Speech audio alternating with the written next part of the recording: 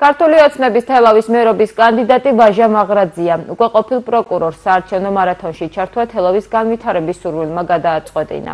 მას საჯარო სამსახურში მუშაობის მრავალწლიანი გამოცდილება აქვს და ფიქრობს, რომ ახალ თანამდებობას წარმატებით გაართმევს თავს. კონკრეტულ დაპირებებს არ გასცემს. მისი განმარტებით საარჩევნო პერიოდში მოსახლეობა შეხვდება, მოისმენს მათ საჭიროებებს და გამარჯვების შემთხვევაში სწორედ ამ საკითხების გადაჭრაზე იზრუნებს.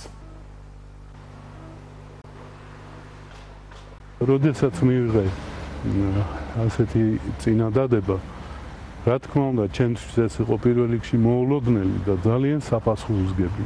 ამიტომ ისეერად გადაწყვეტილება ვერ მივიღე. დავფიქრი რა, ერთადერთი გადაწყვეტილება, რამაც მიმაღებინა საბოლოოდ ამაზე განმეცხადებინა თანხმობა, ეს არის ის, რომ მიყვარს ჩემი თელავი, ვარ თელაველი და მინდა რომ გარკვეული წვლილი შევიტანო თელავის განვითარებაში, რასაც შევძლებ და ვიყო მართალი ჩემი ხალხის წინაშე, ჩემი თელაველების, მთლიანად მუნიციპალიტეტის შემავალი